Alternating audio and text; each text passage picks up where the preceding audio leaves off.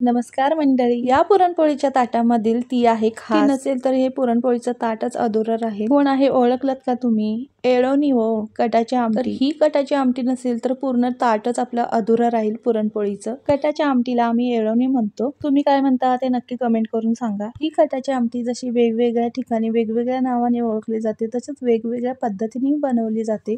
मी येळोणीची आमटी कशी करते ते मी तुम्हाला दाखवत आहे. आमटी बनवण्यासाठी इथे मी मिक्सर जार मध्ये भरपूर अशी हिरवीगार कोथिंबीर घेतली. सुक्या खोबऱ्याचे काही काप घेतलेले आहेत. 10 ते 12 लसणाच्या पाकळ्या, 1 इंच आल्याचे तुकडे, 1 मोठा टोमॅटो घेतलेला आहे आणि 1 मोठा चमचा जिरे. हे छान मिक्सरला मी फिरवून घेतलं. गॅसवर एका टोपामध्ये 2 ते 3 पळी तेल घेतलं. तेल छान असं तापल्यानंतर जिरे, मोहरी, कढीपत्ता त्यामध्ये टाकला. कढीपत्ता मात्र भरपूर टाकायचा, खूप छान फ्लेवर येतो आमटीला. केलेलं वाटण त्यामध्ये टाकलं. चांगलं तेल सुटेपर्यंत मसाल्याचा कच्चा वास जाईपर्यंत छान असं परतून घेतलं.